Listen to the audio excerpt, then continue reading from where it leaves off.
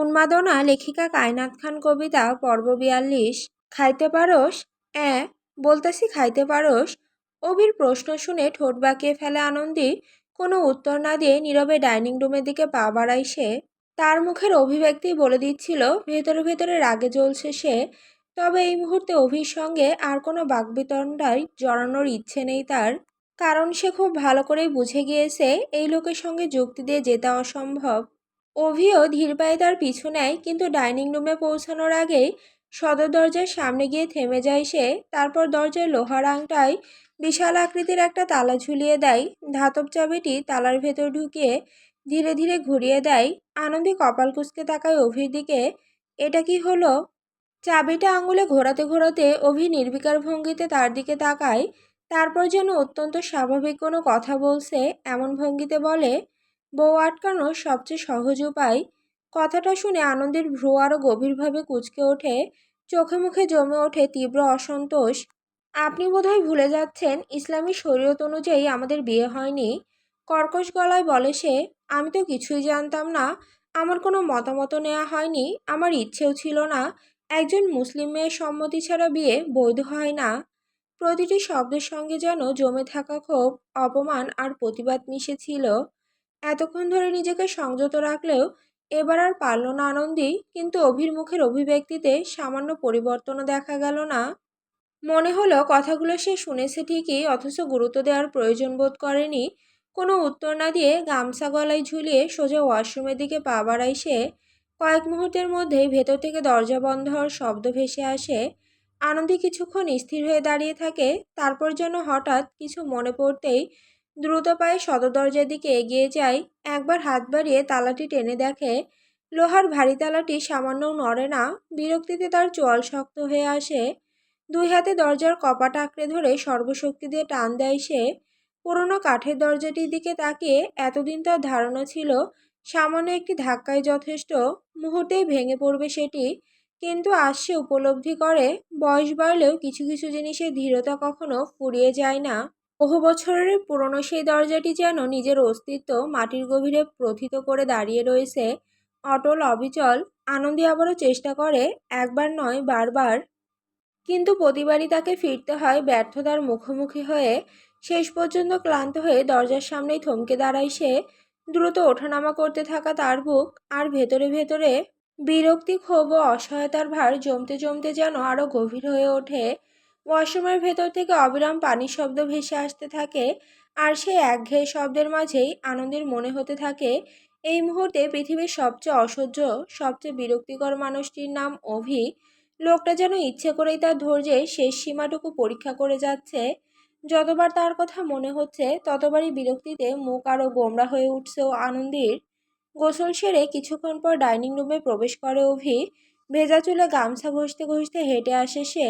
শরীরে তড়িঘড়ি করে গলানো একটি পাঞ্জাবি, মুখে অদ্ভুত রকমের স্বাভাবিকতা, যেন কিছুক্ষণ আগের ঘটনাগুলোর সঙ্গে তার কোনো সম্পর্কই নেই। ডাইনিং টেবিলের পাশে বসে থাকা আনন্দীর দিকে চোখ পড়তেই তার ভেতরে হাসির ঢেউ বয়ে যায়। গালে হাত রেখে গভীর চিন্তায় ডুবে আছে মেয়েটা।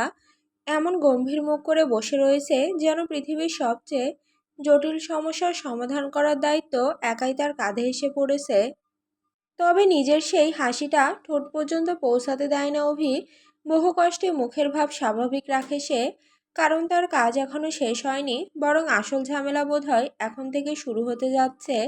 তাই হাসির চেয়ে সতর্ক থাকাটাই বেশি প্রয়োজন বলে মনে হয় তার। তাই কোনো ভূমিকা কিংবা পূর্বাভাস ছাড়াই সোজা আনন্দের সামনে গিয়ে দাঁড়ায় অভি। তারপর এক মুহূর্ত সময় নষ্ট না করে তার কবজি চেপে ধরে একটানে দাঁড় করিয়ে দেয় আচমকা। এমন ব্যবহারে ভড়কে ওঠে আনন্দী। কি হচ্ছে অভি এটা? তার কণ্ঠে স্পষ্ট বিস্ময় আর বিরক্তি মিশেছিল। কিন্তু অভি কোনো উত্তর দেয় না, বরং তার হাতের মুঠো আরও শক্ত করে ধরে সদর দরজার দিকে হাঁটতে শুরু করে। আনন্দী কয়েকবার হাত ছাড়িয়ে নেওয়ার চেষ্টা করে, কিন্তু তাতে কোনো লাভ হয় না। অভির আঙুলের বাঁধন যেন লোহার শিকলের মতোই দৃঢ়।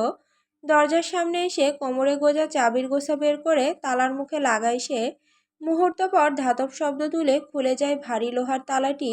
সেদিকে একপাশে সরিয়ে রেখে ধীরে ধীরে আনন্দের দিকে ফিরে তাকায় অভি। সেই দৃষ্টিতে এমন কিছু ছিল যা আনন্দের অস্বস্তি আরও বাড়িয়ে দেয়।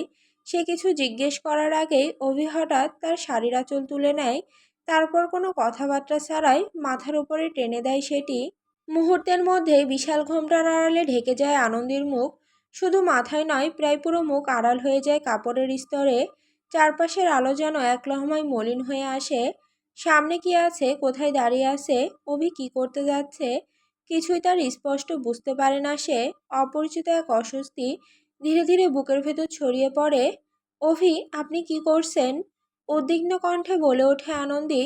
ঘোমটার আড়াল থেকে হাত বাড়িয়ে আঁচল সরানোর চেষ্টা করে সে, কিন্তু তার আগেই অভি এক পা এগিয়ে আসে।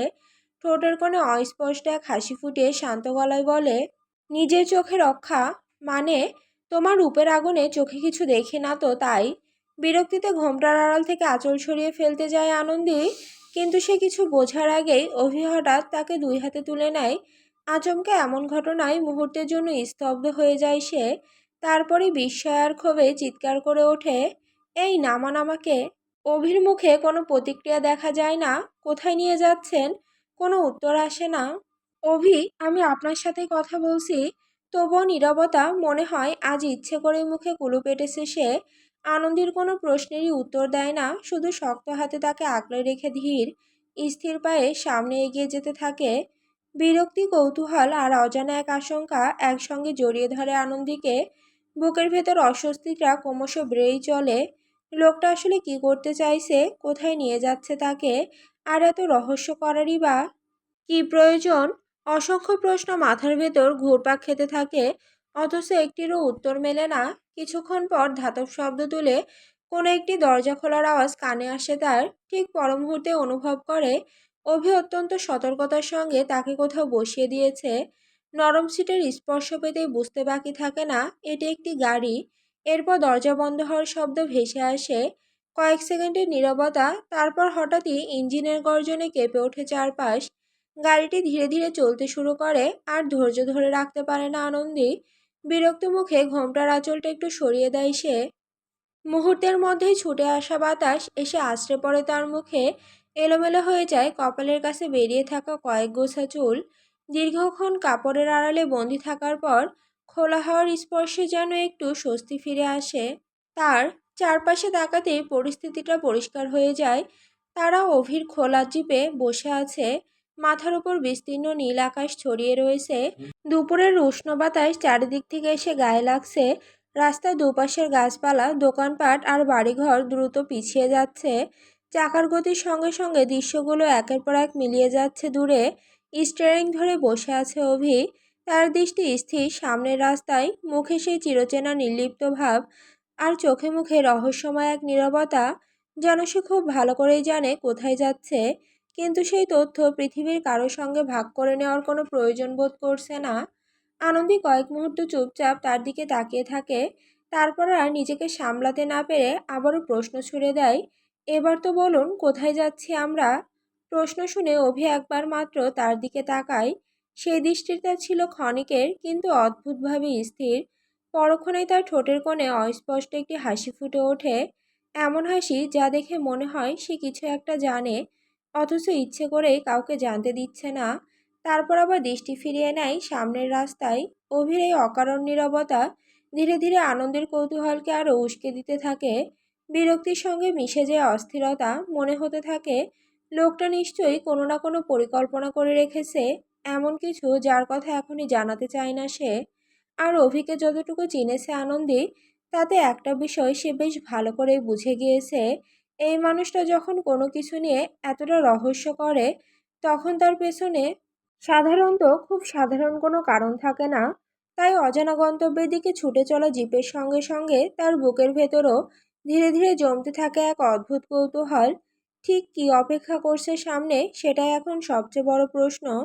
গাড়িটি এসে থামে একটি পরিচিত ভবনের সামনে। প্রথমে জায়গাটা ঠিক বুঝতে পারে না আনন্দী, কিন্তু জিপ থেকে নামার পর ভবনের উপরে ঝুলতে থাকা সাইনবোর্ডে চোখ পড়তেই তার কপাল কুঁচকে যায়, কাজী অফিস।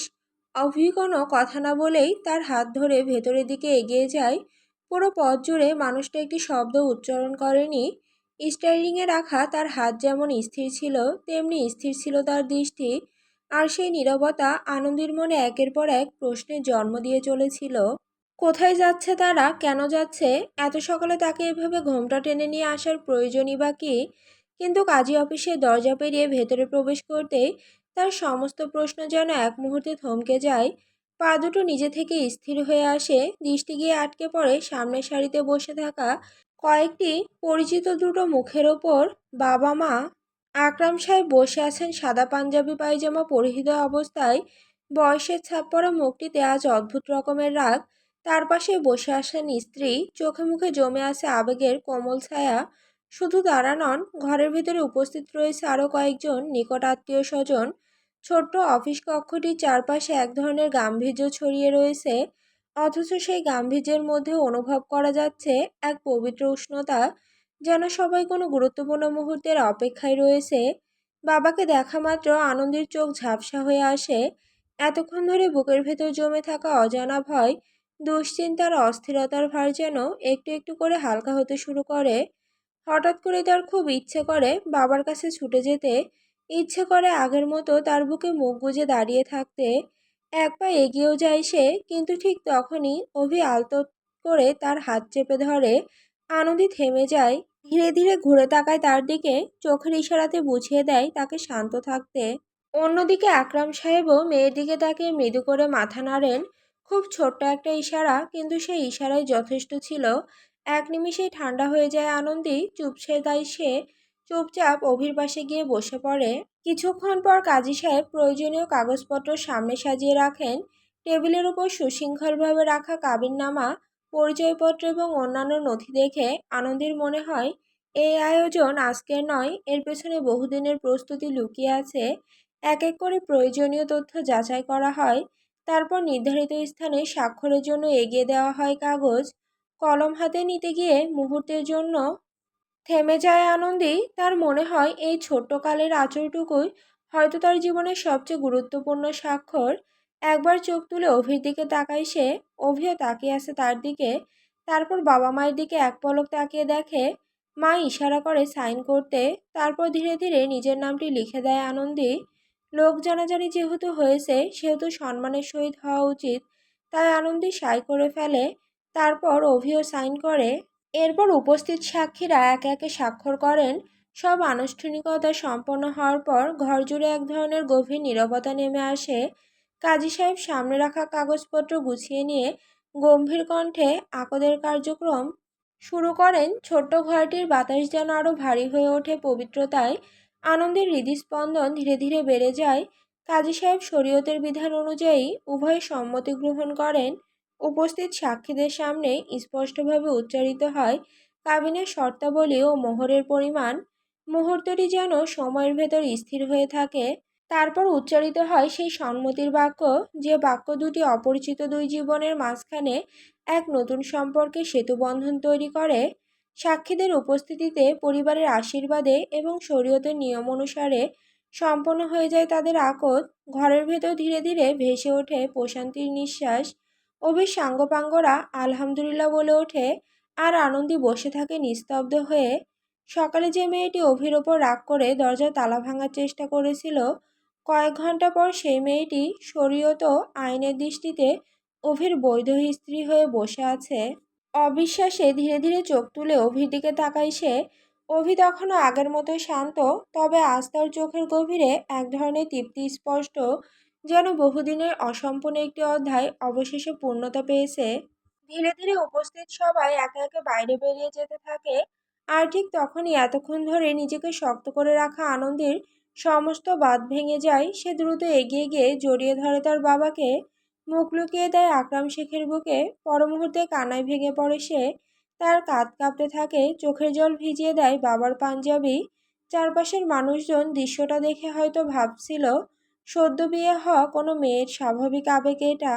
হয়তো তারা মনে করেছিল বাবার বাড়ি ছেড়ে যাওয়ার কষ্টে কাঁদছে মেয়েটা, কিন্তু আসল সত্যটা কেউ জানতো না, কেউ বুঝতে পারেনি এই কান্নার মধ্যে কত রকম অনুভূতি মিশে আছে।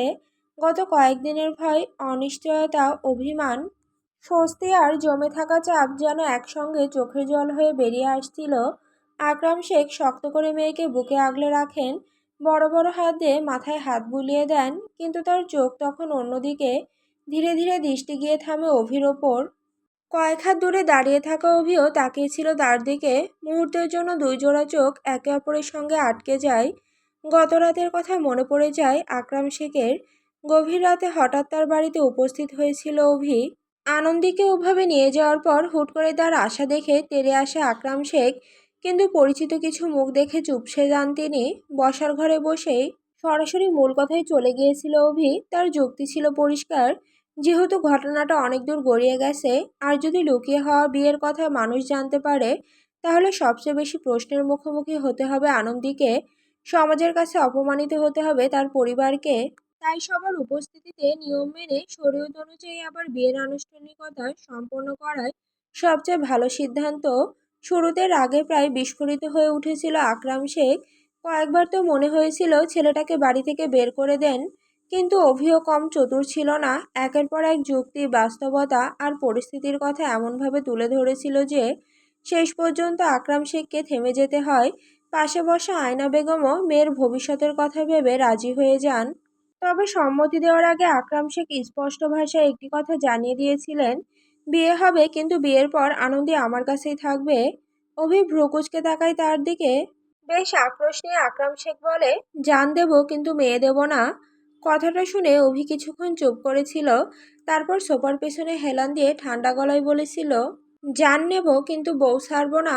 সেদিন রাতে সেই কথোপকথনের পর প্রায় আধ ঘন্টা ধরে দুজনের মধ্যে তর্ক বিতর্ক চলেছিল। একজন মেয়ের বাবা, অন্যজন মেয়েটার স্বামী। দুজনের মাঝেই ছিল প্রবল জেদ। শেষ পর্যন্ত কোনো পক্ষ কাউকে বোঝাতে পারেনি। তবে একটা বিষয় দুজনে একমত হয়েছিল, এই বিয়েটা প্রকাশ্যেই হবে। অবশেষে মান সম্মানের কথা ভেবে রাজি হয়ে যান আকরাম শেখ। কারণ মধ্যবিত্ত মানুষের জীবনে অনেক সময় আবেগের চেয়ে সম্মানের মূল্য বেশি হয়ে দাঁড়ায়। নিজের কষ্ট, নিজের রাগ, নিজের অপছন্দ সবকিছু চাপা দেওয়া যায়, কিন্তু সমাজের সামনে মাথা নত হয়ে যাওয়ার ভয়টা সহজে এড়ানো যায় না। আর আজ কাজী অফিসের সামনে দাঁড়িয়ে মেয়েকে বুকে আগলে রেখেও আকরাম শেখ বুঝতে পারছিলেন যে বিয়ে তিনি মেনে নিয়েছেন ঠিকই, কিন্তু অভির সঙ্গে তার লড়াই এখনো শেষ হয়নি। অন্যদিকে অভির চোখের ভাষাও যেন একই কথা বলছিল, এই যুদ্ধে শুরু হয়েছে মাত্র, শেষ হতে এখনো অনেক বাকি। চশমা চোখে দিয়ে আনন্দের মাথায় হাত রেখে অভি বলে, বাবার বুক ছাড়ো, স্বামীর বুকে আসো সোনামণি।